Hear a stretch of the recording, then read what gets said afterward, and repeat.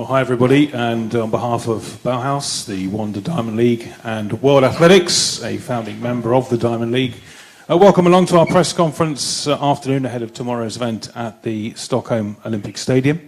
We've got a series of conferences taking place here over the next couple of hours, and we're going to get the ball rolling straight away with meeting director Jan Kowalski. Thank you very much. I hope you can hear me from where I'm sitting. Very welcome to Stockholm this year, another edition of our traditional international competitions on the Olympic Stadium in Stockholm. It's summertime and we have great weather, and I'm used to say we hope for good weather and then suddenly it can change, so I better stop talking about the weather there. It's an Olympic season. And tomorrow, when the pole vault will take off during the afternoon, it is exactly 1 month to go to the final of the Olympics in Tokyo. So it's a really nice sort of general final try for all these top men in the world's pole vault. And we have all the very best on the top rankings here tomorrow to battle. You will meet them later on to this afternoon. And we have now Sweden back in a very high level of athletics. We have 2 world-ranked number 1 Swedes, both in discus and pole vault. You will meet them. And there is a huge national interest now for athletics, and we are, of course, very happy for that. The other day, we had a Wanda Diamond League meeting in Oslo, which finalized with a world record from the home country guy, or Karsten Warholm.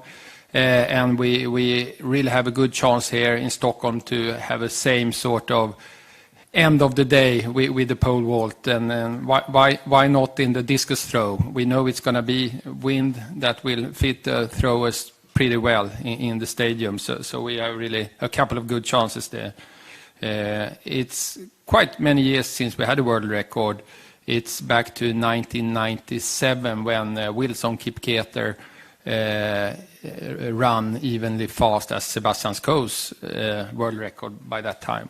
Last time a Swede broke a world record is back to 1987, and you know the guy in high jump, Patrick Sjöberg, who took the world record at that time, 2:42.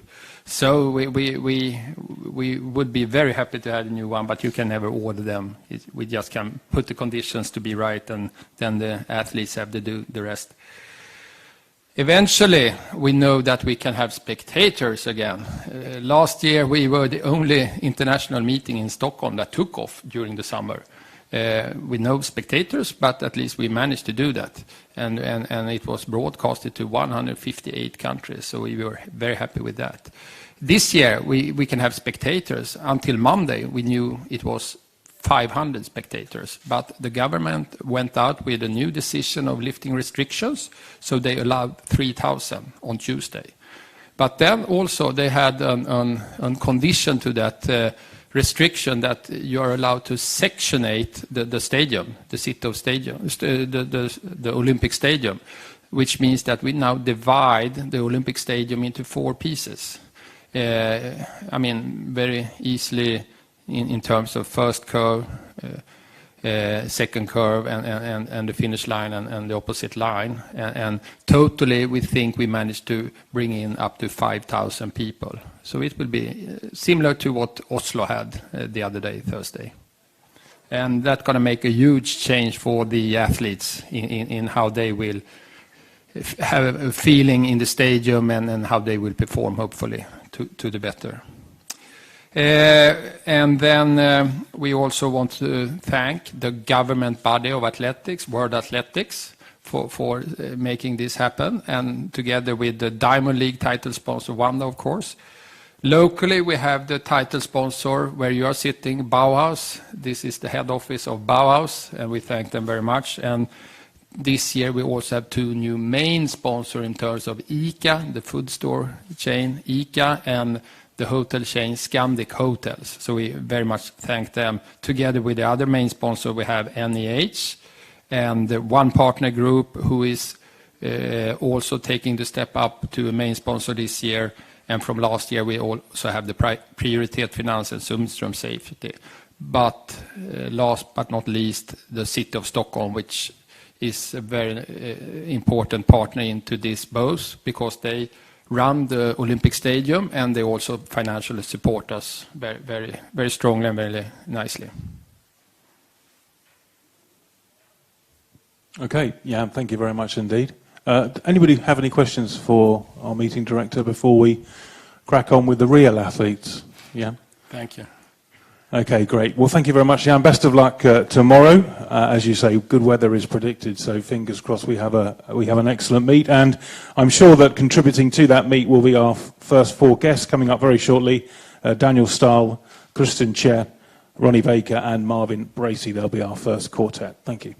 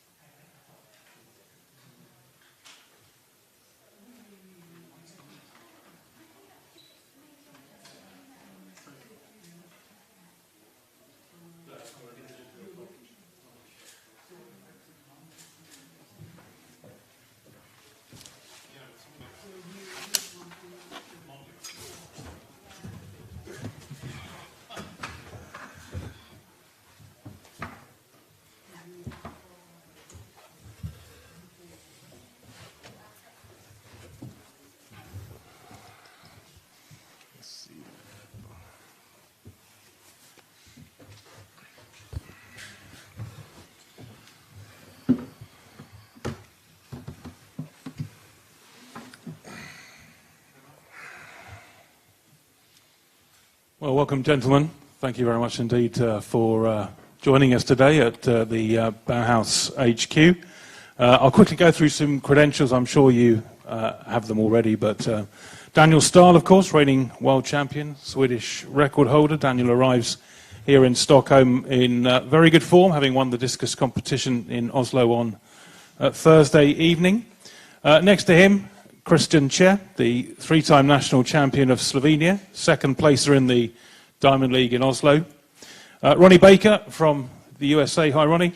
Going to the Tokyo Olympics after qualifying in second place at the US Trials, running 9.85. Ronnie, I'm sure you will also remember, was the Diamond League winner and the dominant figure over 100 metres in 2018. And also joining us on the podium from the USA, Marvin Bracy. Good to see you, Marvin, who, like Ronnie, has a personal best of 9.85 seconds. So we are guaranteed a very high-quality throwing competition, very high-quality sprint. Daniel, if I could start with you. We're getting towards the business end of the season. As meeting director Jan Kowalski was saying, we're not too far away from the games in Tokyo. Where do you put yourself so far this season? Are you relatively happy with how things have gone and how they may proceed? Is the speaker on? Should be. Yeah, I'm feeling pretty good right now. I've been doing some meets right now, and everything has been going well on the training and stuff. And yeah, I feel good. Does it help you having a meeting on home territory so close to Tokyo, or does that perhaps put added pressure on you? What did you say at the beginning? Does it help you having a meeting on home territory in Stockholm in front of your home fans so close to Tokyo, or does that perhaps conversely put added pressure on you because their expectation is so high? No, it's great to throw in my hometown. I really like to throw at Stockholm Stadium. It's my home field, and it's going to be a lot of fun to throw with my throwing colleagues, Kristjan beside, and the other guys. So I'm really happy that the guys can join to be here and compete tomorrow, and it's going to be fun. It's a very special place, isn't it? Stockholm Stadium, very special place. Yeah, it's historical. I mean, it was Olympics back in the days here, so yeah, it was great times.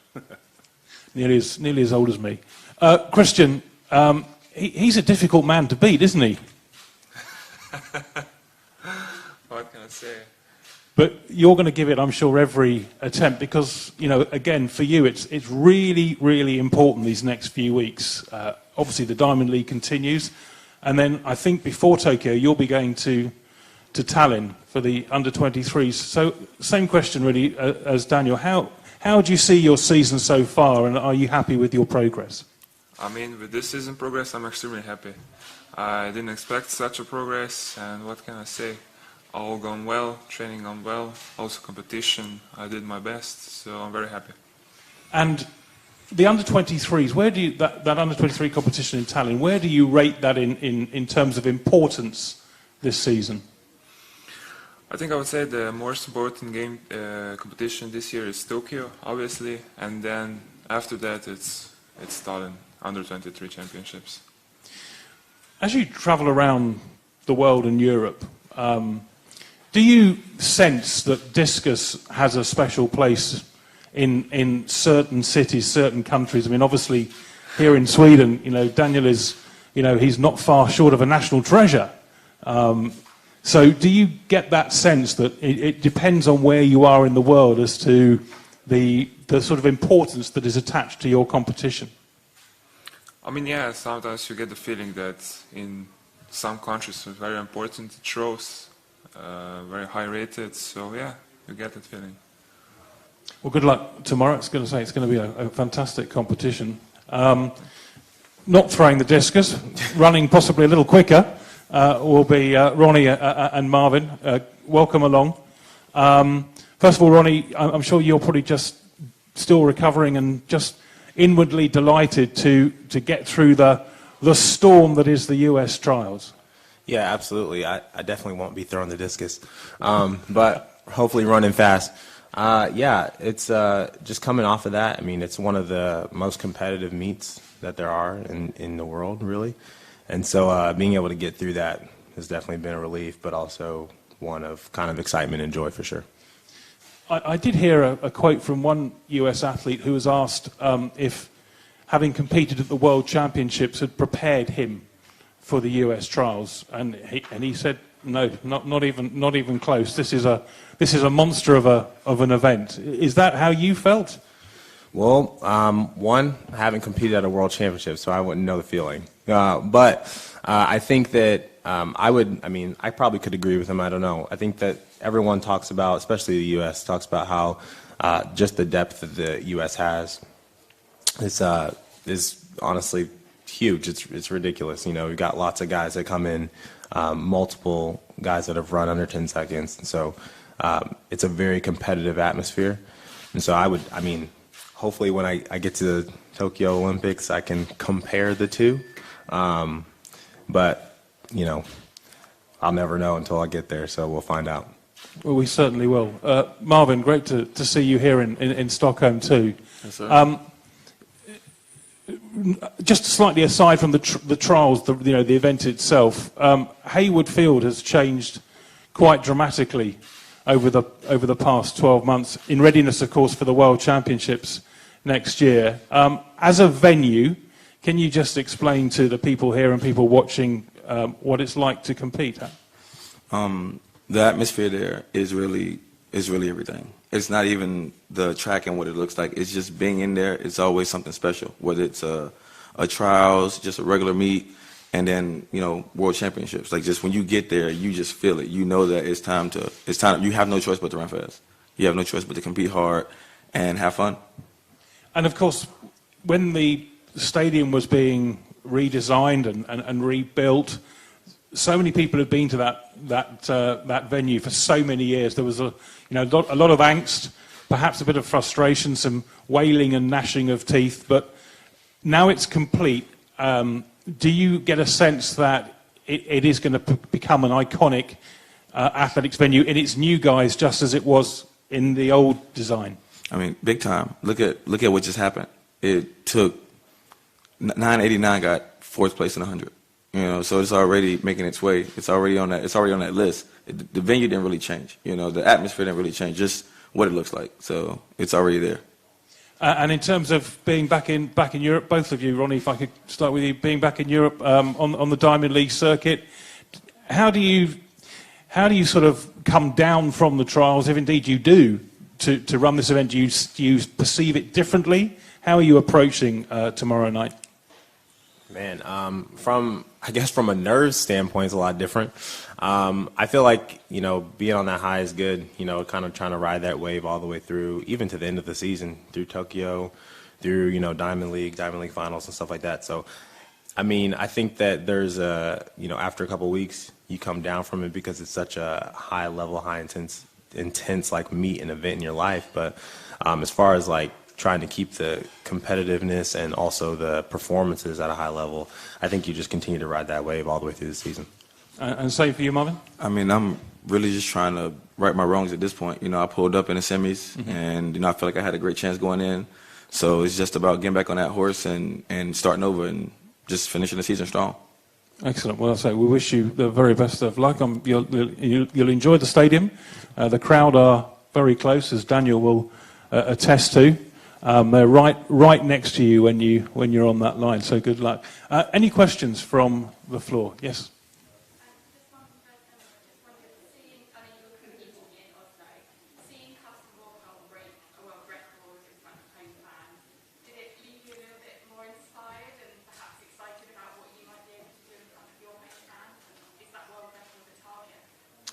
Well, if it's going to be great conditions tomorrow, it's a lot of possibilities that I'm going to try to do it.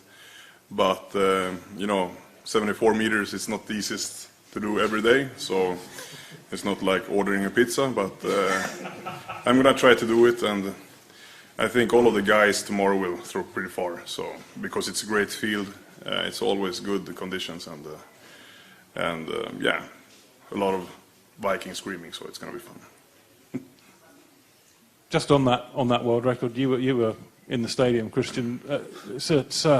It's special when it happens, isn't it? Yes, it is. It is. Totally different feeling.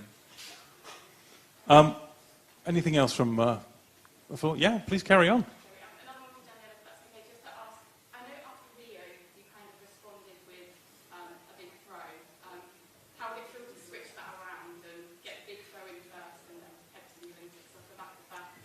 What did you say in the beginning? Getting the big throw after Rio. So you went to Rio and then were disappointed perhaps there, but then got a big throw in. How did it feel to switch it around and get the big throw in first and Well, back in that day, 2016, I became fourth in place, and me and my coach decided to finish the season with pretty far throws. And so I did 68-72 in Sollentuna, and it was great. What did you say in the end? How will it feel to do it the other way around? So do the big throw first, maybe tomorrow, and then go to the Olympics with the big throw? Well, I'm just going to go for it tomorrow, and we will see. And then I have meet on Tuesday and meet in Bottnaryd on 10th, so in a small village in Sweden. So yeah, I'm going to try to do it, and we will see. You do keep very busy. You're not one of these athletes that comes out of training every 4 or 5 weeks. You do like to compete on a regular basis, correct? Yeah, exactly. Because for me at least, we have been training this fall, winter, and spring. So we have been training for like 8-9 months. So for me, it's pretty good to compete a lot, so you get the routine back and travel around in every city and just go for it, and yeah, to be better on everything. Cool. Yeah, Kristjan, your best result this year is almost as good as Daniel. Do you feel like it's realistic getting in tomorrow and maybe in the Olympics in the world? What can I say? In every competition, I try to do my best, what's possible at that moment. So I don't know, we will see what it will be at that time. So I can't say nothing. Is it the main favorite, or do you see yourself competing? I mean, I'm quite young for a discus thrower, so at this moment I don't see myself as a big favor. I see Daniel more. He's much older, much more experienced. I'm just a young boy here, discus thrower.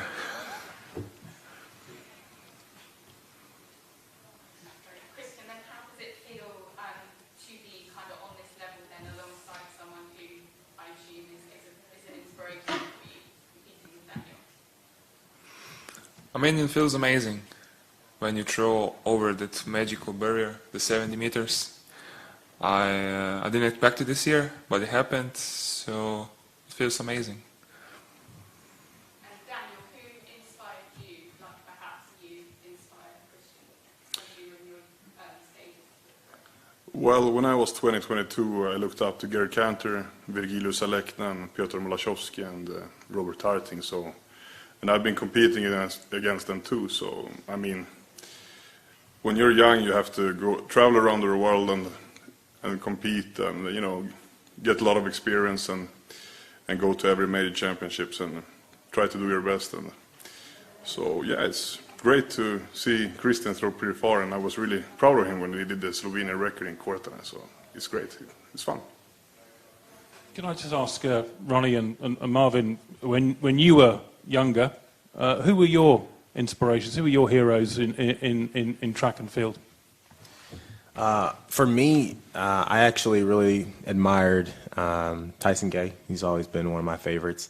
And also Michael Johnson. Those have been two of my favorite sprinters, runners, when I was coming up. It's funny, actually, before I really knew what was going on in track and field, before I was like really taking it seriously back in like middle school, I actually watched I think it was a 2008 Olympic Games. I saw Usain Bolt run the world record.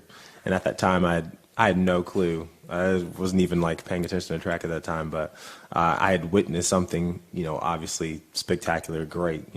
Someone running at that time, I think it was 9:69. So putting in perspective, I think that Usain Bolt's definitely been someone as well, just because of the greatness that he displayed while he was running. So it's kind of like someone to chase. So that's pretty cool. Those are the three guys that I would say. Marvin, did you have dual heroes given your American football pedigree? Oh, big time. So I started playing football when I was about 5 or 6, and I wanted to be Reggie Bush my entire life. I wore his number, I played like him, I acted like him, all of that. And then when I started running track, which was 2010, I went pro very early. After my first year of college, I didn't even finish the season, and I actually got the chance to train with Tyson. And to this day, he's one of my best friends. I got so much love and admiration for that man, and obviously you can't deny, what Usain Bolt has done. He's everywhere. Everywhere you look, he has everything in the sport, from the World Championships to the Olympics to the world record. So you can't, ignore what he's done. So, looking up to people like that and getting to race people like that became a surreal experience. It's important, isn't it, for our sport generally, that we keep turning over these heroes, these big names. There's no doubt Bolt was just on another level, but can you see people coming through who can perhaps repeat that? Yeah, I think, as we see right now, you look at the Olympic U.S. trials, like it's been a changing of the guards, you can't, not many people that made the team in 16 have made the team in 2021, 2020, so it's been a changing of the guards. We got kids looking up to us, like he said, he's looking up to that man and he's inspired by him. So there's kids at home right now looking at us like, oh, I want to be Ronnie Baker someday. I want to be Marvin Bracy someday. I want to do this. I want to do that. So, we are becoming the heroes that we had. Any other questions from the floor? Okay, well, gentlemen, wishing you the very best of luck. As I say, you'll thoroughly enjoy the 100-metre straight. It's an experience. And Kristjan, Daniel, I look forward to meeting up with you later this evening, and perhaps we can go for the world record for ordering pizza. That would be possibly my highlight of the meet. Cheers. We'll be back shortly, and I shall find out who we'll be back shortly with. Thank you. Thank you very much, guys. Thank you.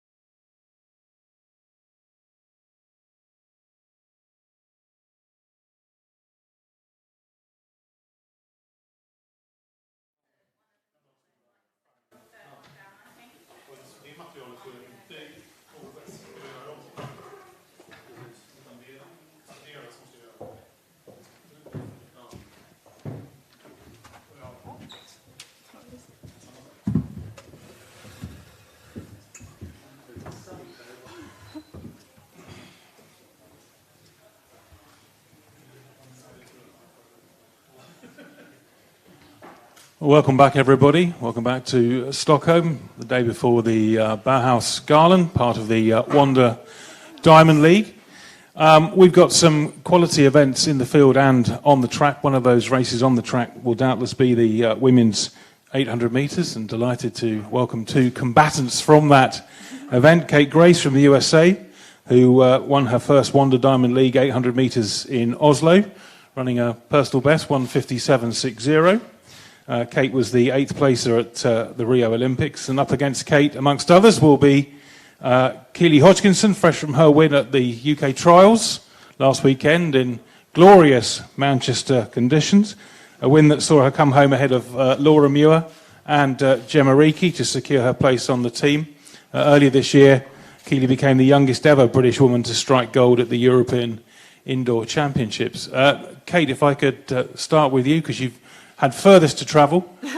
And travel's an interesting word, isn't it? Because 3 incredibly tough races in Eugene, then you travel halfway around the world, you have not 2 days rest, and then you go and absolutely obliterate your lifetime best. Is this perhaps the way you should approach every race from now on?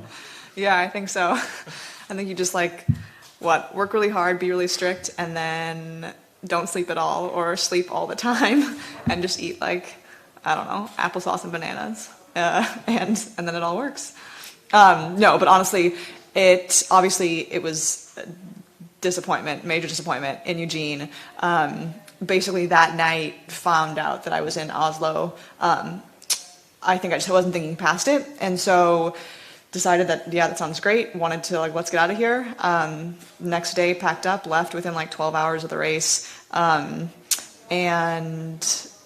yeah, I mean, ended up being a great call. I'd never been. It was a wonderful experience. I felt, honestly, like my legs were fresh and didn't even feel the Eugene races. And yeah, happy to come away with the win and with a good PR. So what were your expectations on the Oslo start line? Zero expectations. It's funny. I took a screenshot of the conversation that my coach and I had on the bus. I was like, do you have any advice?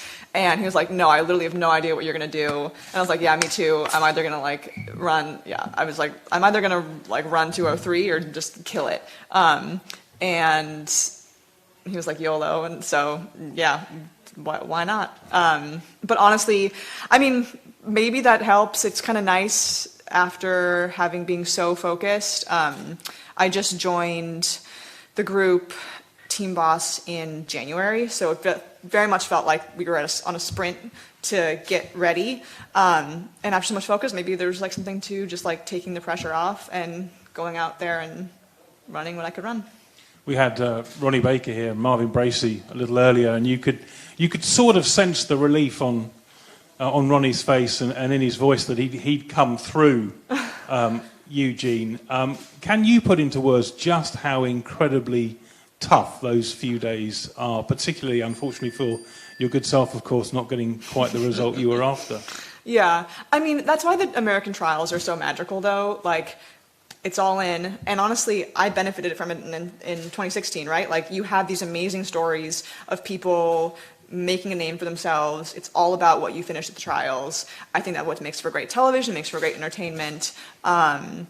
And it also prepares people really well for the games. It's a ton of pressure.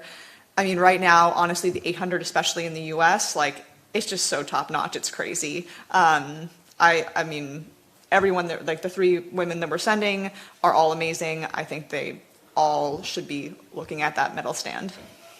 Well, I'm sure they are, but I'm also sure that Keely is as well. And in many respects, 800-meter running in the UK, Keely is akin to what's happening in the USA, because the 1, 2, 3 in Manchester at the UK trials was yourself, Gemma Reekie, and Laura Muir. I mean, I think we're, and I say collective we as being from the UK, but we're very lucky to have 3 such amazing quality athletes all around at the same time. You must have been very pleased to have come through that weekend. Yes, it was a good day. It was a good day at the office for me. But yeah, I think the last year with women's 800 has just skyrocketed. Same with the men's as well, to be fair. Everyone's just raised the gear and really brought it, like, you know, PBs all around. Alex Bell with 158.5, Laura with 158, Gemma 158, myself 158, 5 girls into the qualifying time. So US and the UK 800 at the minute is really, I'd say, taking that world class level at the minute, and it's going to make for an interesting champs in Tokyo. So I'm looking forward to that. It certainly is. Do you ever stand on the start line and think to yourself, well, it didn't used to be like this. There used to be sort of one standout athlete, and it would be great if that was me and nobody else. And I'm looking around, as you say, to another 4 girls who've got the Olympic qualifying. Does that raise your game, or does it perhaps slightly annoy you that the quality is so deep and you're stuck right in the middle of it? I think probably a little bit of both. It definitely keeps you on your toes, like, because even if you ran so quick, you can run 158 and not make the team, which is crazy.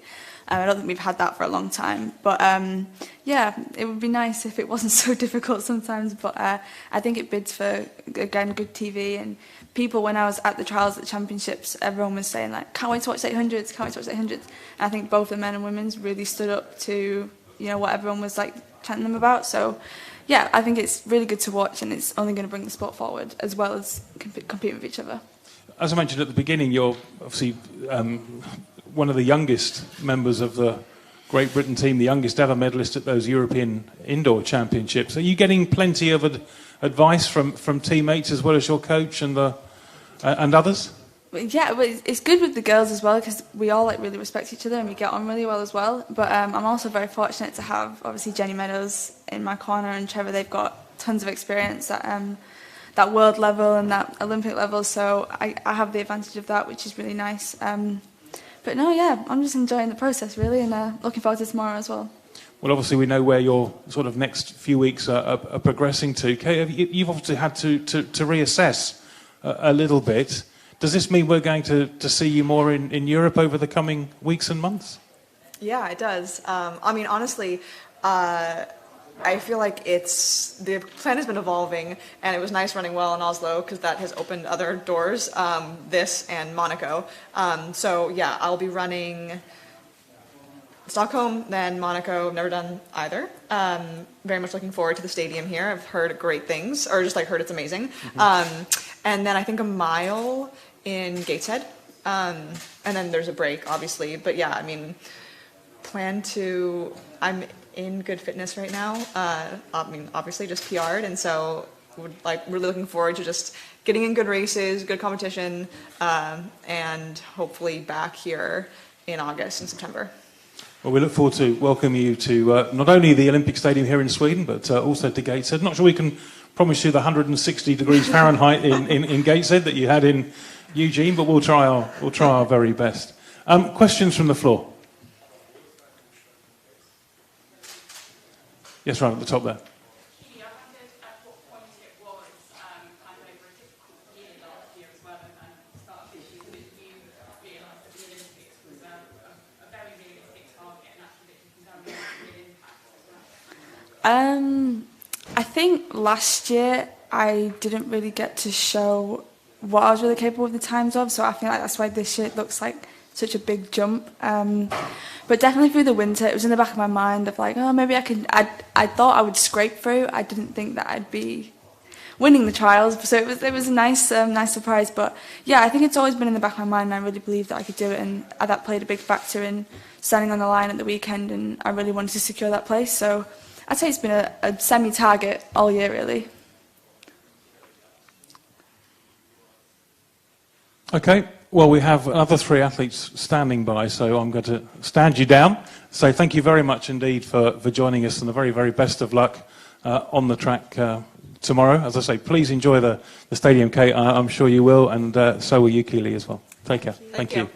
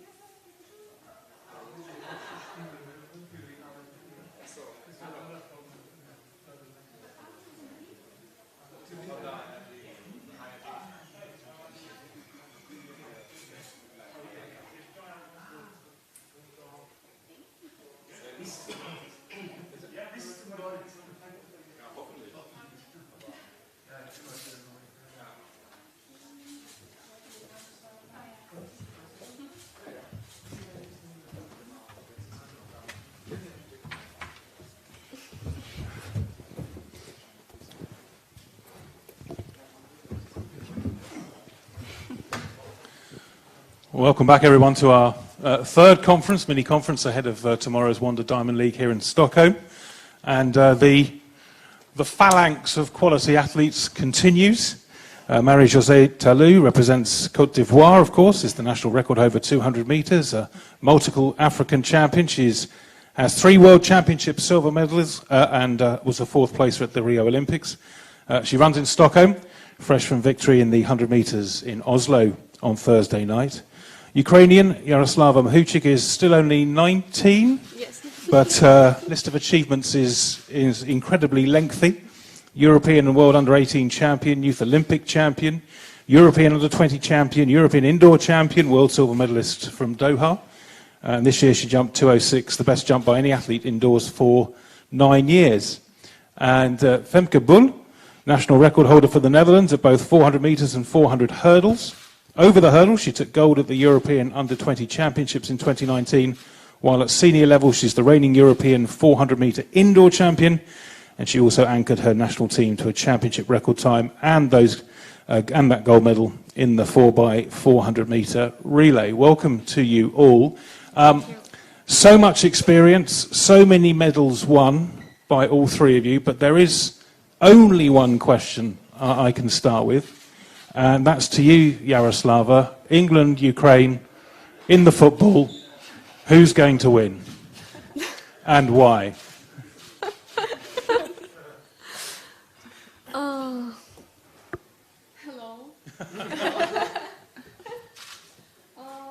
In England it was my fault because I didn't see information. Oh no, sorry, I was asking you about the football match today. England against Ukraine in the football. Are you at all interested? Yes, the last time I was Sweden, Ukraine, and I will support our team in this Euro. It's going to be a fascinating match. Sorry to put you on the spot with that question. Let's get back to track and field. That's why we're here. Marie-Josée, how do you assess your season so far? I'm really pleased with my season. I trust the process of my coach. I know it was not really easy for me the last 2 years, but I'm trying to be okay. Well, it's part of it, but I don't like to speak, but I'm glad that my family and my coach support me. So I trust the process, and I know I will be ready for Olympics.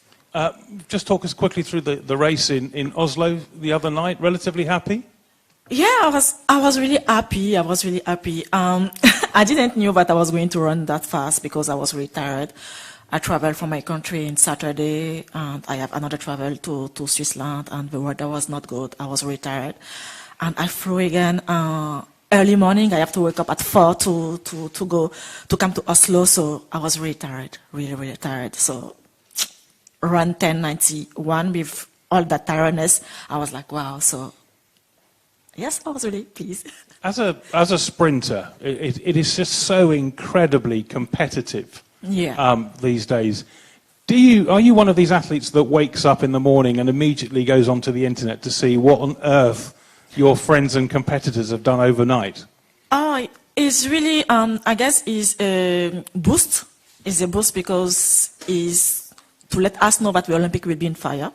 So it's just an energy again for us to do our best to be like them also and to beat our own record. So it's really nice to see all that one. Yeah.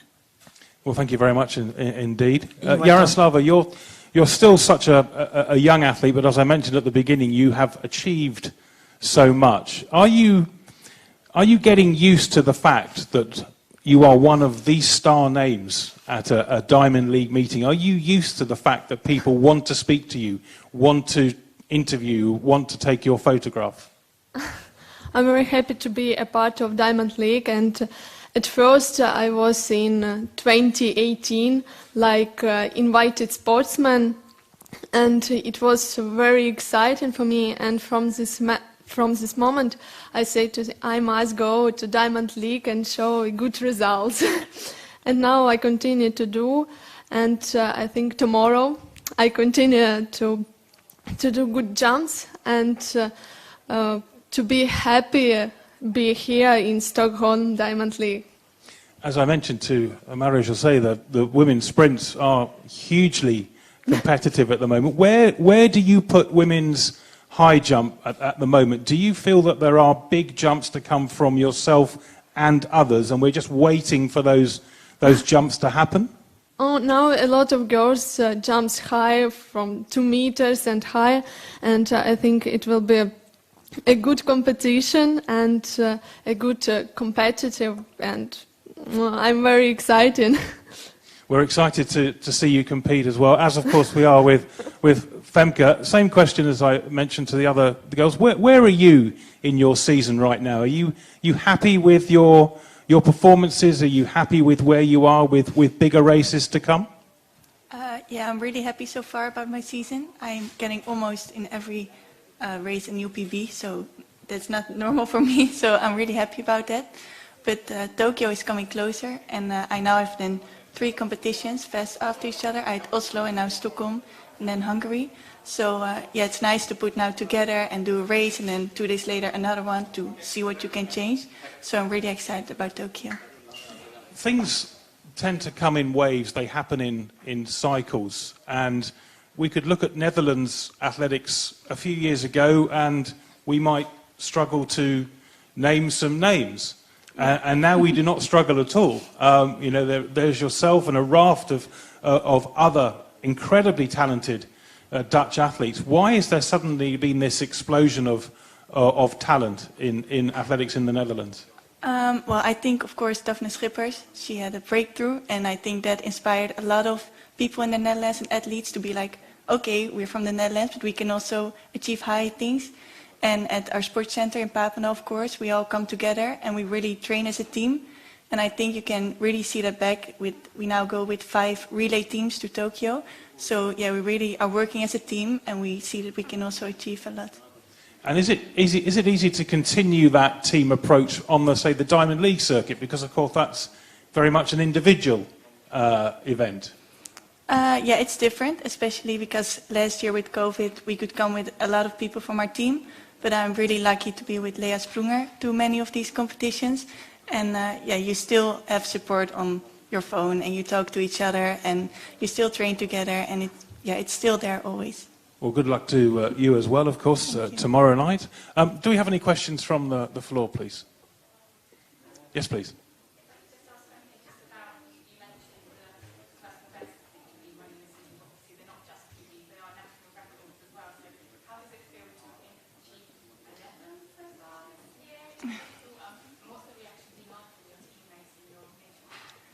It's pretty crazy still sometimes that it's now at 11 and I'm really happy about it, that I can really see after every race what I can do better and that it works out in the next race.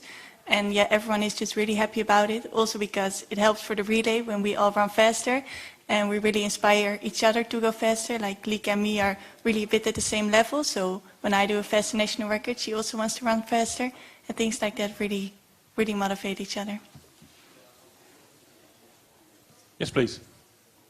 This is Tim from German television. Hi. Also. What would you say is the main reason for your improvement?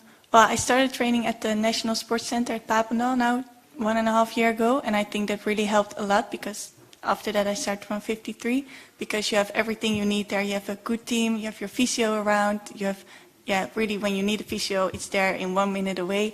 And small things like that are really all helping, and just by our team spirit, by motivating and pushing each other in every training, I really think that helped to push myself to a higher level. And what do you think about Carsten Warholm's performance?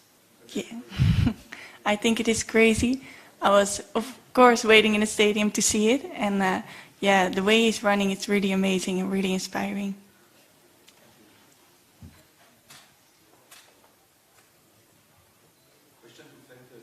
How did you look at the US trials and the Untitled Chapter like another world, or you're not that far? Well, I'm not going to run sub 52 anytime soon, I think. It's really amazing. I woke up in the morning and was like, oh, what did she do? And I looked at the race immediately. And the Lela, of course, also. They're really strong, and it's really nice to see that the level of the 400 hurdles is going up like that, and that is the first woman who's going below sub 52. So that's really nice to see. Really inspiring.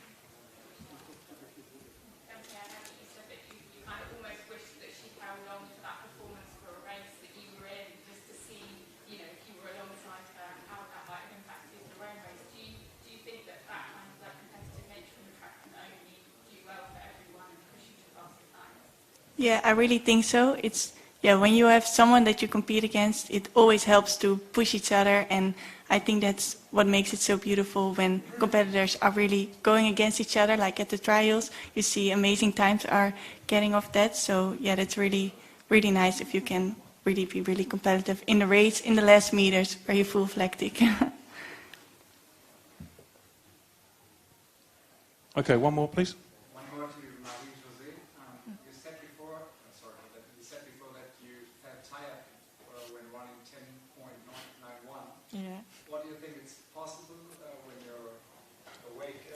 And how do you feel? The commentator on TV, I saw it on TV, said, and then the very experienced Marie-Josée too. What do you think? Looking to Pop Rocket, for example. Yeah. How far can you go the older you get? Or we have Kim Collins and stuff. In my case, people said sprinting is about 30 minutes over. What do you think about it? I think that it's not about age. I think that if you have a possibility to run, you can run. It depends on how far you can go. And I know I'm doing well in training. And as so far that I knew, I never been doing well in training like this year. So I know that I can do better. I can do much better. I just have to be focused on my race, not be in stress, and how to say it, and try to realize what I'm doing in training, because I'm doing really well in training. So I just want to execute well also in competition. And I know that good time will come also. And seeing Shelley and Fraser, who is also an inspiration for mostly all the athletes, is just let the world know that it's not about age, it's about what you can do. So, yeah.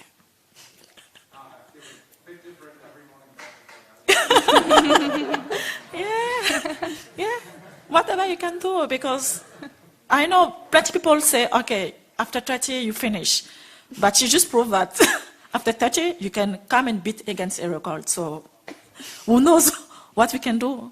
And yeah, things go like, things, how to say it, evolve. Les choses évoluent.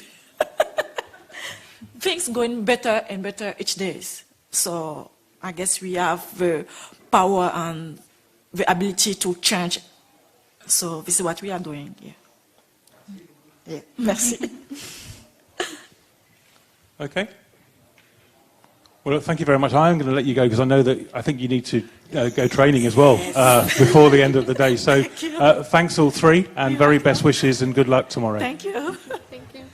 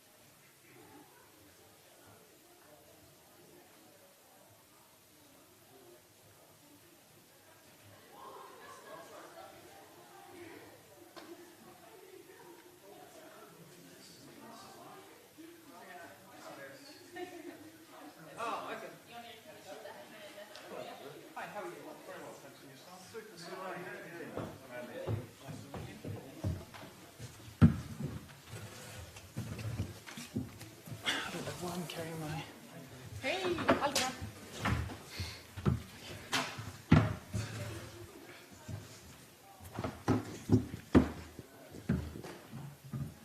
And so to yet another incredibly impressive quartet of athletics talent ahead of the Bauhausgalan here in Stockholm. Competing on home ground tomorrow in the shot put will be Sweden's Fanny Roos. Fanny was European under-23 champion in 2017, and earlier this year she took the silver medal at the European Indoor Championships in Torun. She's also won the small matter of 16 national titles. Now, it's probably quicker to announce what New Zealand's Dame Valerie Adams hasn't won in our sport, to be perfectly honest, but just in case you need reminding, 2 Olympic titles, 4 world titles, 4 world indoor titles, 3 Commonwealth Games titles, and in February, Valerie showed everyone that she was back to the very top level with a put of 1965, which was her best for 5 years. Like Fanny, Khaddi Sagnia will be in front of her home fans tomorrow in the long jump competition. Khaddi took bronze in the European Indoor Championships in Torun earlier this year with 6.75, which was just a mere 17 centimetres off her lifetime best. And completing our quartet, Malaika Mihambo of Germany. Welcome to you. Malaika is the reigning world long jump champion from Doha, a silver medalist from the European Indoors as well. A European under-23 champion from 2015. She arrives here in Stockholm, fresh from a win at the Bislett Games in Oslo. Welcome to you all. Fanny, you're the home athlete, so start with you. I mentioned this to Daniel Ståhl in an earlier press conference, and he admitted, that competing in that Stockholm Olympic Stadium is still very special to him, and he's done it so many times. Is it still the same for you? Do you still get that funny feeling in your tummy when you walk in those famous walls? It will be fun to compete tomorrow. I like to compete in Stockholm, and yeah, I'm looking forward to it.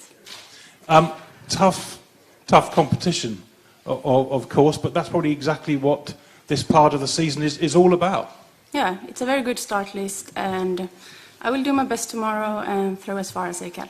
We certainly hope you will. Valerie, it's fantastic to see you back on the circuit. I don't think we've spoken on the Diamond League circuit for the thick end of 3 years. How does it feel to be back? It's pretty awesome to be back. The last Diamond League I actually competed at was in Monaco 2018 with a 7-month-old baby girl. Now I have 2 babies, they're 2 and 3, and it's fantastic to be back amongst fantastic athletes. The start list tomorrow is pretty backed up, but I'm looking forward to competing tomorrow and bringing the old girl back into the field again, so I'm looking forward to that. Becoming a parent obviously changes you, not that I know from being an elite athlete, far from it. I just know from being a parent. Mm-hmm. But how has Valerie Adams changed in terms of her thoughts towards the sport now that you've got 2 little ones? I still find, so now I kind of see athletics as a real pleasure. It definitely is still one of my passions and something that takes a village to make happen. I'm very grateful that my mother-in-law and my husband have been able to take care of my children while I travel the world and try and compete as the best as I can at the Olympic Games. I'm away for 4 months, but it's definitely changed me in a very positive way. My body has changed a lot, and at the tender age of 36, I'm still loving the sport like I did when I was 21, so that's something positive. That's great to hear. Does it matter as much, if I could be so blunt? Sport? Yeah. Well, yes and no. I could go to training and have the worst training session in the world, go home, and my kids wouldn't actually give a damn. They'll puke on me, crap all over me, and I'll just have to carry on. You kind of change hats from being an athlete to being a mum, and I think I like that side of athletics because whenever you go back to training or whenever you're on the circuit competing, it makes it that much more special because I know I'm not only doing this for myself or my country, I'm actually doing it for 2 little children at home who have no idea what the hell I'm doing now, but hopefully later on when they're older they could look back and be proud of their mother. Well, we certainly hope they will be, and we know they will be. So the shot put is standout. It's going to be a fantastic competition, so strong on the start list. And you look across to your left, ladies, and you can say exactly the same thing about the long jump. Khaddi, welcome. Thank you so much. How does it work for you competing in front of your home fans? Does it give you a lift, or does it give you added pressure? It definitely gave me a lift. I'm so happy that we can have some family members, you know. And this is my first competition of the season, so I'm looking forward to it and having my family at the stadium. It's going to be very different for a lot of people having fans back in the stadium. As you say, you haven't done that much competition, but talking to other athletes, how do you think they've coped? I mean, with the fact that they're jumping, throwing, running in empty stadiums, because it's just not the same, is it? Say it again. I was wondering how you think athletes and athletics has coped as a sport and as individuals with not having fans, because it's just so different. Exactly, it is really different, and we're so used to having people cheering and making sounds. From that to nothing, it's been sad, obviously. Sad. So we have to be there for each other, and cheer on each other instead, and yeah. So having also not competed all that much, one imagines you're very keen to see what you can do tomorrow. But how has training been going? Training's been going good. I've had one jumping session before this, so everything feels good, and I'm just looking forward to jump again and get into that competition bubble before the Olympics. We look forward to seeing you compete, of course, as we do with Malaika. Welcome to Stockholm. You come to this wonderful city in good form, correct? Yeah, definitely. And I think it's going to get better every time I'm competing. I had some struggles in the first half of the year after coming from the short approach last year back into my long approach. I lacked the consistency. So, now I'm happy to come back. Do you get a feeling, as Tokyo gets closer, that the pressure is ramping up, that every jump you take perhaps means a little more than it did 3 weeks ago, 4 weeks ago, 5 weeks ago? Actually not, since I'm coming back into my own routine, into my strengths, it feels like pressure is going away. So I'm happy and looking forward for Tokyo. We look forward to seeing you compete in Tokyo and, of course, tomorrow. Can we take some questions from the floor, please? Yes, sir. I've got one for Valerie. How do you want to explain to 3-year-old children what shot put is? How do you explain to a 3-year-old child what a shot put is? Actually, you don't explain. You show them, and sometimes they might have a go and try and mimic what you do. But apart from that, they have no idea at all, and that's okay. That's absolutely okay. But they don't try to imitate. Oh no, they do try and imitate you, so they try and copy exactly what you do. From a very, very young age, when Moana was super, super young, 6 months after having her via C-section, I was at the Commonwealth Games in the Gold Coast, where I won a silver medal. And this little girl has been to the track with me. She plays on the track in the circle. She knows what a shot put is. So my children are very well aware what these toys are. And these are mummy's toys, but that's about it. Oh yeah. For now, yeah.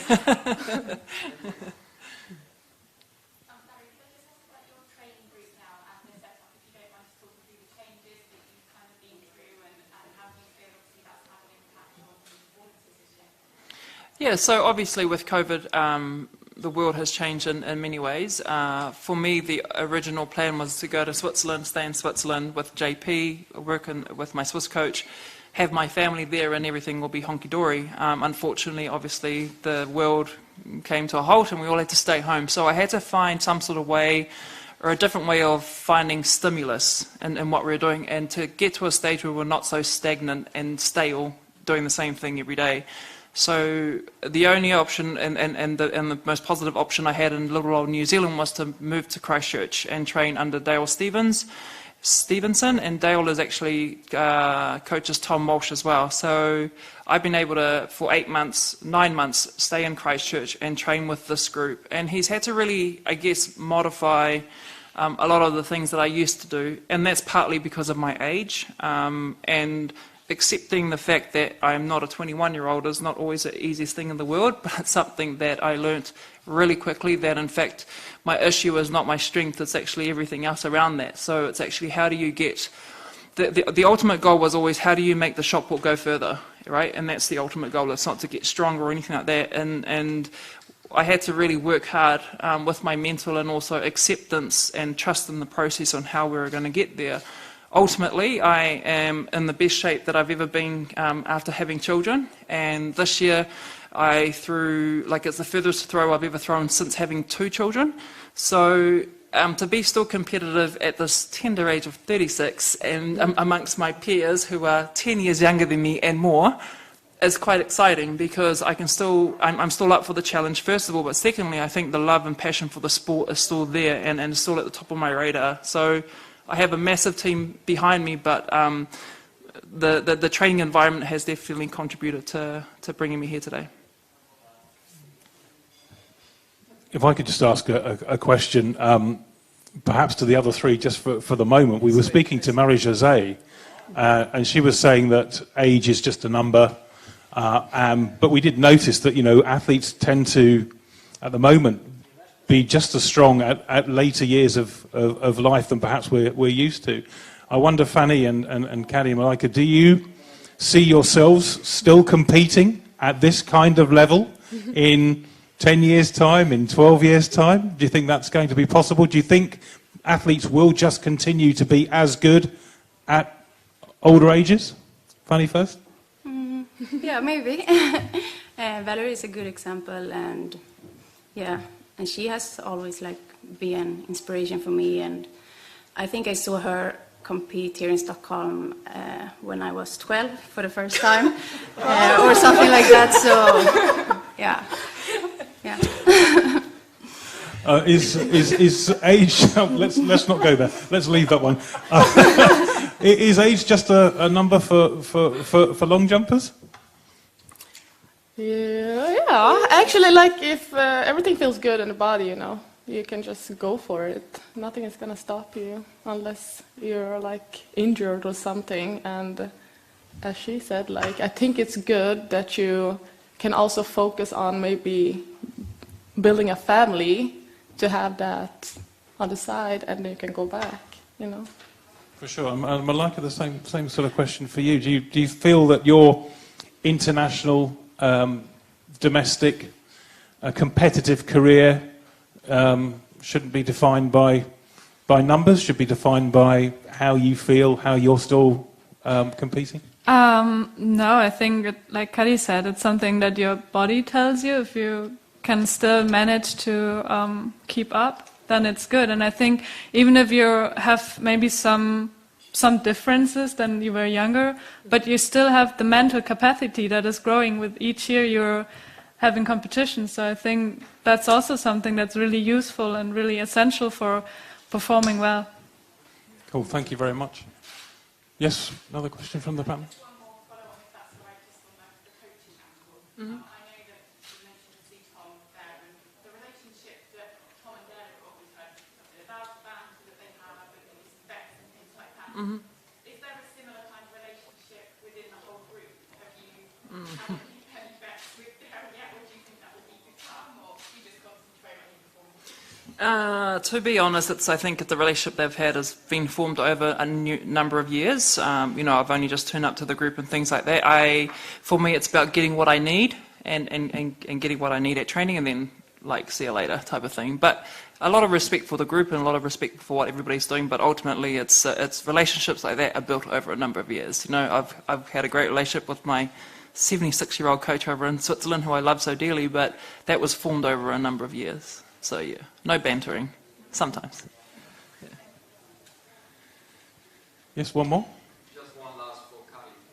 Is it a special feeling to jump at home? Of course, you know all the girls and all the opponents, but is there any feeling about it come on, girl, this is my stadium? Of course. No, but for real, it's I was talking with my coach, and we were discussing about my first competition. So I just felt like this one was definitely this one should be my first competition because it's in Sweden. I can have like my family members and all friends and stuff, and I'm really used to competing at that stadium, so I feel really safe. Yeah. It also could feel like training. Of course, it can feel like training. So, but at the same time, it's gonna feel like a competition with these girls. You're welcome. Okay, well, thank you all so very much. Valerie, if it makes you feel any better, Yes. I saw you first compete in Stockholm when I was 42, so, you know, that's... Thanks. Yeah, cool. There's hope for all of us, believe me. Great to see you all. Very, very best of luck tomorrow, and go well. Thank you. Thank you very much.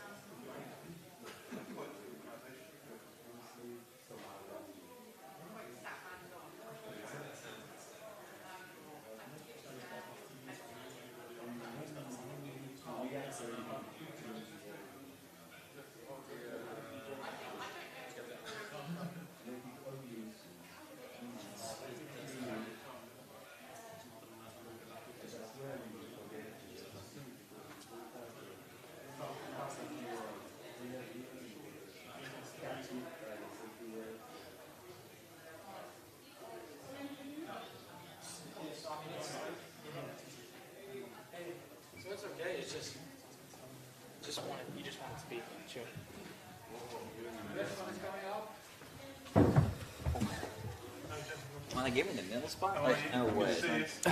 This is no way. Hey, what's up? I remember that now. Good, how are you? Hey. Good. Thanks.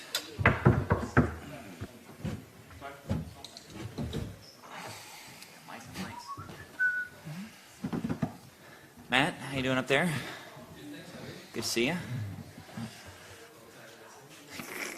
Have you slept since the last time I saw you? Hit or miss? Bettina giving you a break yet? This is it? FA? How'd the last one go? Is it? Why don't we ever... Matt, you never seen us clips of the presser. You never sent us clips of the presser. You never clipped the presser. You tell me what's good.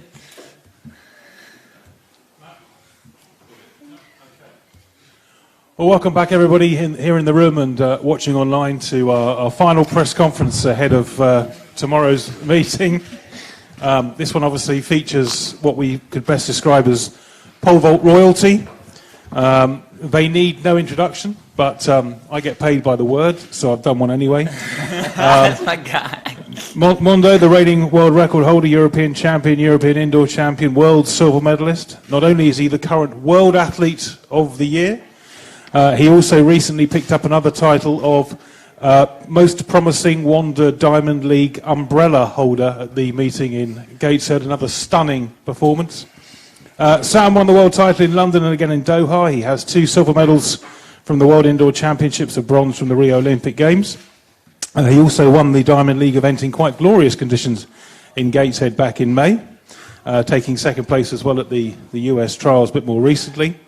And Renaud, of course, well, has been at the top of the tree since breaking the French national record back in 2009. What followed includes Olympic gold, silver, 3 world indoor titles, 7 European titles in and out, and a series of world records, way too numerous to mention. We'd be here all day. Gentlemen, welcome to Stockholm. I honestly feel that one of the most overused questions these days, overused is the wrong phrase, one of the most used questions these days is, are you going to the athletics and is there a men's pole vault? Because such is the quality that you guys and others are providing. Mondo, I'll start with you. Do you ever wake up in the morning and go, oh, God, just another pole vault competition with about 4 or 5 of the best guys in the world. Do I really want to do this again? Or do you bound out of bed and go, hurrah, time to do it all again? Yeah, I mean, we don't get that many of them. You know, you kind of have to, you can't take them for granted because we only get to compete against each other. I mean, I guess if you compare it to other events, they don't always have their full field in every Diamond League meet and every meet. But, you know, in our event, we're basically all together at most of the big meets.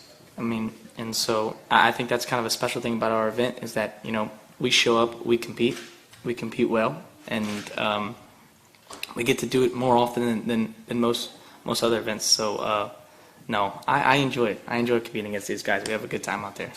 I'm reliably informed by Statman, well, via Statman John Mulkeen. This is the 22nd time all 3 of you have been in a pole vault competition. That's a good stat. I'm sure the head-to-head results might come out a little later, but it just shows that the sort of longevity of this fantastic trio.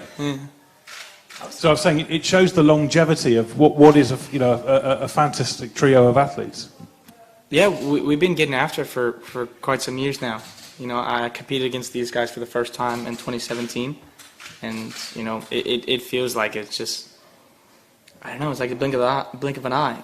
I can't believe that it's been so many years that we've been competing against each other. It feels like it went so fast, and things have changed. But I don't know. Things change, but at the same time they stay pretty similar. We're still a good group of guys, and I mean we just go out there and we do what we can do, and it ends up showing well on the track. It certainly showed well on the track for Karsten Warholm the other night. Home advantage was a great motivator for him. Is it for you? And conditions look pretty good tomorrow. Are we looking at perhaps some new figures? I sure hope so. I mean, it's nice when you have the crowd cheering you on, especially you. And so, I hope tomorrow that, I mean, I want them to give cheers for my competitors, but hopefully it's a little more for me, and that might be able to get me up to some higher heights. Well, 5,000 we understand will be in the stadium tomorrow. That's going to be a fantastic noise, I'm sure that they'll make. Sam, we've had a couple of the US sprinters through already, Ronnie Baker and Marvin Bracy, and I asked Ronnie as he managed to get through that, is he sort of on a week of relief after just getting through the US trials? Is it similar for you? I mean, obviously, I'm sure you would have been relatively confident going into them, but it just seemed to me that those 10 days of competition took on a whole new life of their own. Well, they certainly did, and I think that's the great benefit of having something like an Olympic trials. And Mondo always chuckles at me if I get a little too wordy. But when you go to the Olympic trials, I was talking to Renaud about this in the car. He says the young ones, they have everything to gain, and oftentimes the veterans have everything to lose. And sometimes that puts rocks in your shorts. It's hard to jump under those conditions. You're just so timid about messing things up. And even though you're having a good time, you're holding back. You're really not letting loose. And I think a lot of guys would mirror that. Until the final time of asking, do you let your fangs get out and you say, okay, now's the time to try to win, especially if you've been there before. It's a stark contrast to when I come here and I jump in Oslo and Karsten Warholm's running the world record and I'm jumping against Mondo for second place, it seems like a lot of times. And all of a sudden all the weight falls off. All of it falls off. And you have no inhibition whatsoever because you have everything to gain. It reminds me of early in my career when I was jumping against Renaud all the time and jumping for second place all the time. I mean, when you sit on a table like this and you sit next to two guys who have been #1 on the men's track and field list the world over, you have that #1 spot is for people not that have just been better than everybody, but have transcended the sport. And I sit here between two guys that have done that. And I found my way between. I've got the cheapest watch as we stand up here. But my way to this table was between these two, kind of bridging the generation, so to speak. And I'm just so freaking thankful to be here. And I bet Ronnie would tell you the same thing. Is that when you come from where we come from, it's a great gift to be able to do something like the trials. But it is a trial. For sure. The other question I asked was about Hayward Field, because obviously that's changed dramatically from what it was a couple of years ago to what it is now. The pictures that I saw looked incredibly impressive. What was it like to compete in? The last time we had it felt like a championship meeting, even more so than Classic Hayward. Classic Hayward was kind of where I jumped at in college, and it was my home away from home. This felt like something brand new, sparkling and new. Golden in its sheen, so to speak. And it's a place for us Americans to call home. Generally speaking, whenever he comes to Oregon, they give him the loudest cheer.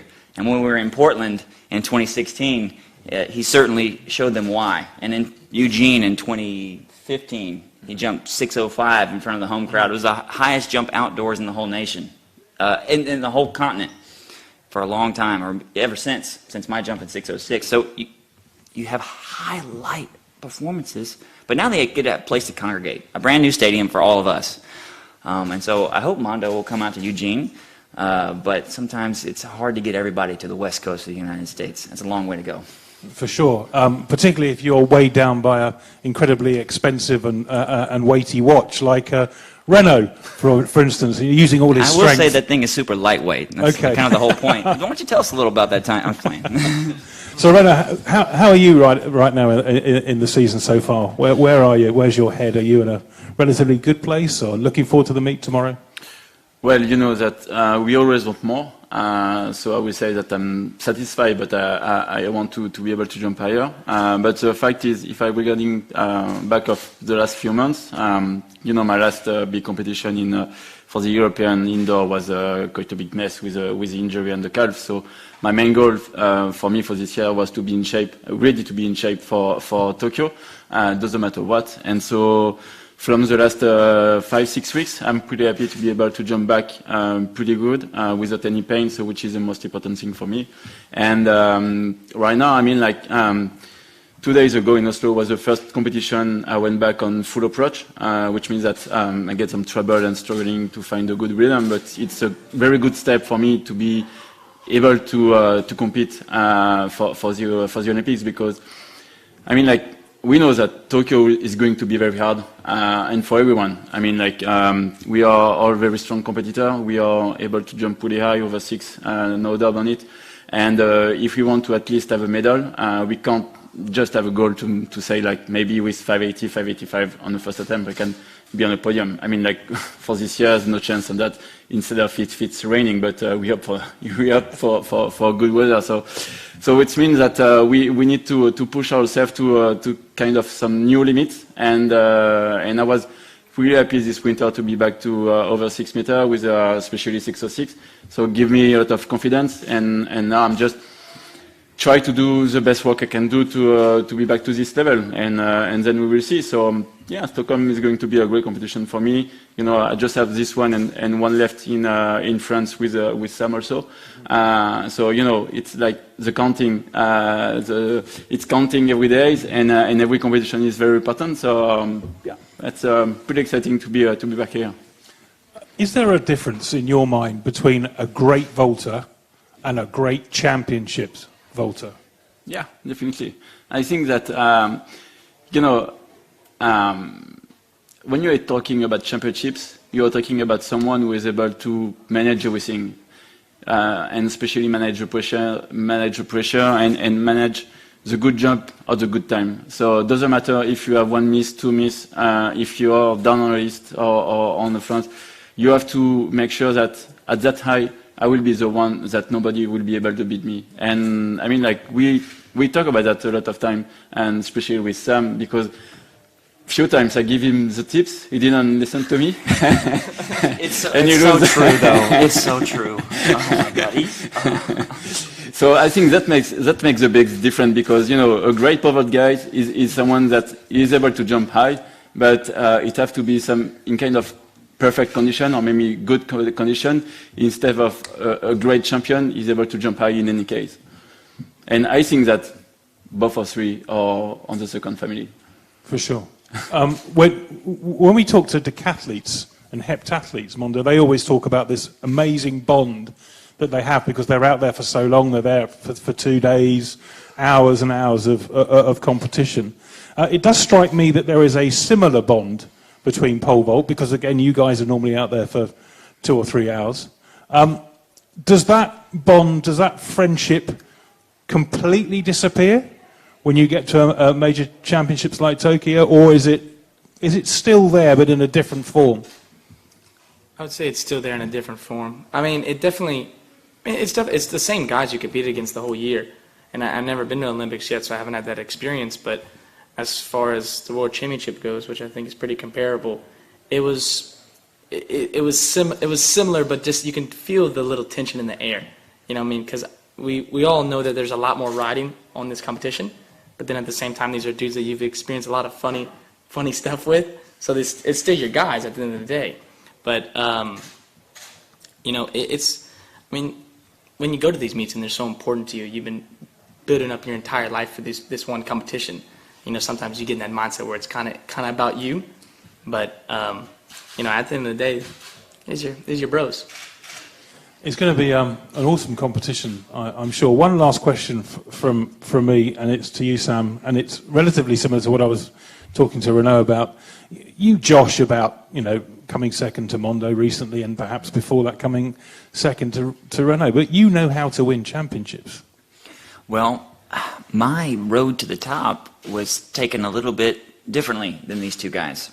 And I realized that my goals in this sport were never to really change it, Like I was saying earlier, these guys have really transcended the sport. I mean, the reason I take the Diamond League trophy from right here and I put it over here is because no one will ever win 7 of the dang things. Okay, I've got 2. Timur Morganov's got 1. He's got the rest. Okay, so there's some things in the sport you'll never be able to do.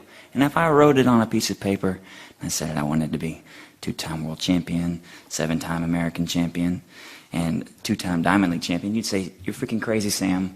Throw that piece of paper away. You're really being disrespectful to your fellow competitors." And I would be, because none of that stuff belongs to you until after you do it. And I, despite being headed toward an Olympic Games, I seem so jovial a lot of times because the most important things in the sport, I've already attained them, for me. And everybody's ascension in the sport ends at a different spot. I think Mondo is certainly still on the rise. Renaud is transitioning, and it's certainly told everybody in the world that I will not go silently into the night as a veteran. He says 606, and I'm in the mix every time. And that's all I've ever wanted to be. I wanted to be in the mix, and I wanted to be doing it with great people. And that was my dream. So I can be seemingly a lot more thankful than others, even in the most direst of circumstances. Well, I do hope the competition's as good as the press conference, because, you've all come in at 580 and cleared first time. It's been fantastic. Questions from the floor, please. Yes.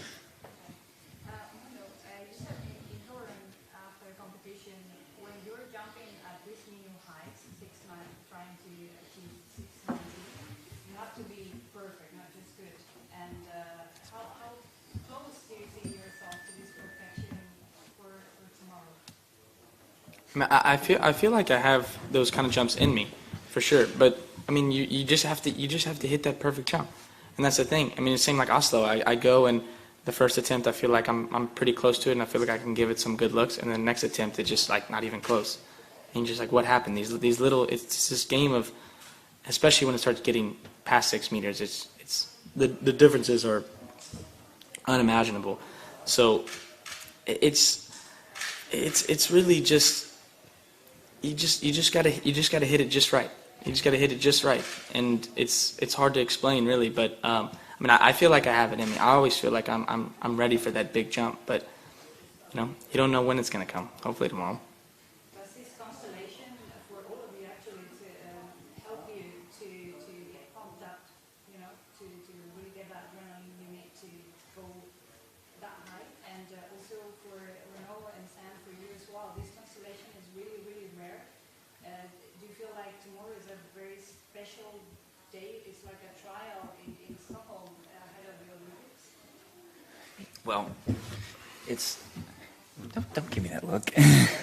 You can answer this one if you want. Take it first. Okay, he says take it first. I'll finish it off. I think it's for Mondo, though. Okay, yeah, I'll go. It's super special for me because, it's my last competition before the Olympics. That's important in itself. And then I have a lot of family here. I have a lot of family and friends that will be watching me tomorrow, and I think that's one of the most important things. I can jump in front of thousands of people, but when you kind of put your family and friends, those close people that kind of watch you build up to where you are now, that's when the pressure's really on. It's when you really have to go out there and perform. So tomorrow is a big day for me.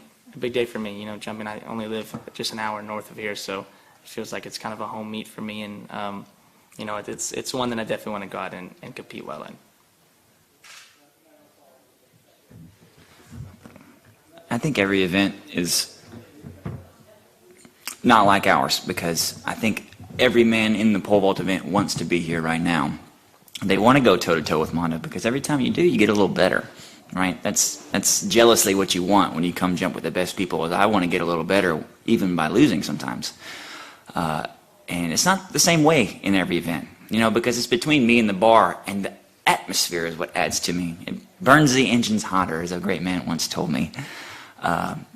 And you get something out of it, even if you didn't do well. And so jealously, that's what you want to collect. You want to collect these opportunities with jumping with these guys, because then all of a sudden you're a different person on the far side, and you'll be a better jumper for it. Okay, finish this off. Come on, you can do it. Well, I think that's already everything what I should, but if I could add something, is that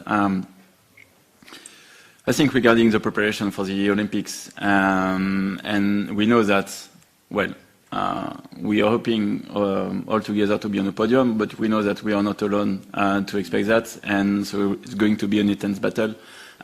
So I think that we are lucky enough to have kind of big competition just before, because it will give us like a very good training for that.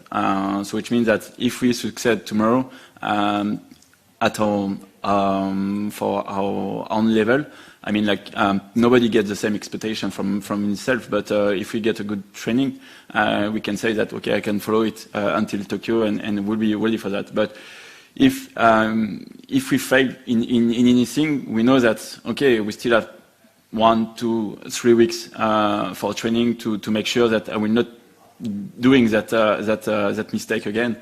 And the fact is, like, competing with the best of the best in almost every meet, push yourself to be at the best of what you can do, and you can't let it down and just wait and see and take a jumps. You have to first be very focused on yourself, because as Sam said, first when you're jumping, you are yourself against the bar, and you're not thinking about the other one, and then you match for the podium, you match for the competition ranking, and etc.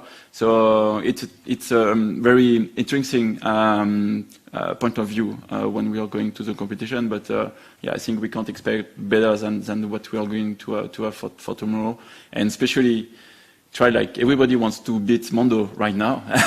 I know this position for years. I know how does it feel, and when you are at home, it's something crazy, because we know that it's going to be almost unbeatable, but that's sport, and that's going to be good. Yeah, it's going to be fun.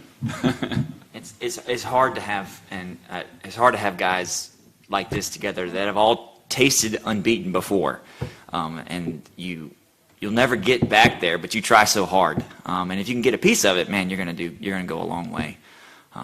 So it's all on Mondo. I think we kind of already said what we need to say. I don't know. I didn't have that much to add to that. No, I think for sure. We were good. I think we were Absolutely. Good. Great answers to a great question. Yes. Question to Sam and Renaud. Did you see, I guess you did, Mondo's jump at 6 meters under the rain? And were you impressed, because under the rain is another story for your team, and probably means a 6'10" in the condition. I don't know what it means. Did you see that jump under the rain in Karlstad recently? Definitely. My best jump in the rain, 574. Renaud's best in the jump in the rain, 586, I think. You know, we remember those things. Those things are memorable to pole vaulters. I mean, any kind of crazy dice roll you can add to the conditions, people will remember that, because it adds to the legend for sure. And I think that 6 meters in the wet conditions in Karlstad really added to Mondo's legend. I think we can say that Mondo is just walking on the water, actually. So he can do whatever he wants, he will succeed. So yeah, it was impressed, but yeah, we know his shape, so it's almost not a big surprise for us. But you know, the smile was bigger, you know, because it was tough, and I think sometimes that's even more special. Talking about the rain, I would like to ask a similar question in a different way. Compared to normal events at the Olympics, would you hold the umbrella for each other? Well, as Mondo said, umbrella pictures, they really play. So I definitely would, you know. I mean, I'm speaking for myself.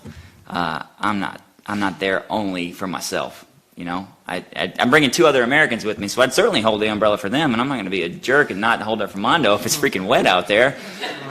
Especially if he's going for the world record. I don't want him to break his freaking leg because he couldn't hold his grip. That'd feel like a total jerk. Yeah. I mean, I'll hold the umbrella for him if he holds it for me. That's maximum gentleman's game right there, for sure. 100%. almost worth hoping for rain tomorrow, isn't it? It's going to be beautiful. It's going to be absolutely beautiful. Any more? Yes, please.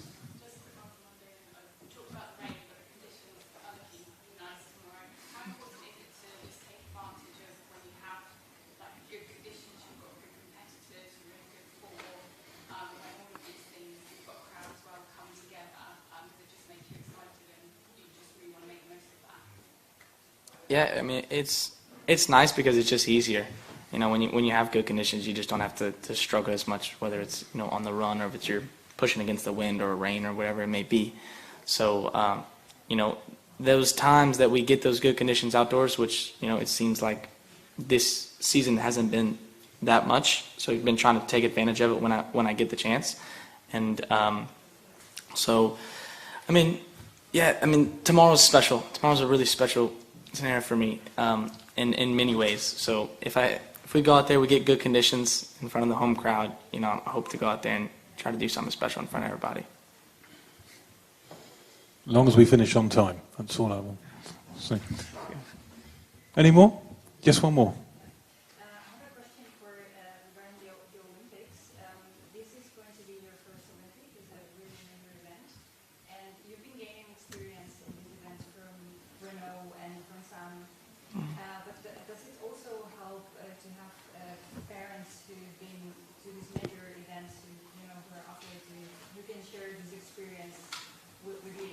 Yeah. Well, my dad didn't make the Olympics. He was really close, but he never actually ended up making it. But I mean, well, I thought that's what kind of what was. Is it not what she was asking, kind of? Well, she was kind of asking that though. She was kind of insinuating that they made it. She was asking what you learned from Greg, not what Greg didn't learn from the Olympics. I'm sorry. Greg, you're my hero, bro. But they've been in a lot of big competitions, so they can definitely help me from experience of the not Olympics. I'm done. I think I'm gonna just stop talking. But I mean, my parents. Yeah, they. I mean, they're always there to help in times when I need it, especially the biggest moments. I'll leave it at that. And World Athletics Coach of the Year, of course. So we mustn't forget that. Okay. Well, it's been an absolute joy. If the competition's any as good as this, it's going to be a blast. I can't wait. Very, very best of luck on home soil. Very, very best of luck in Stockholm to Sam and Renaud as well. Go well. Good luck tomorrow. Good luck in Tokyo. Come down safe. See you on the other side. Cheers. Thank you. Appreciate it. Thanks. Thanks, everybody.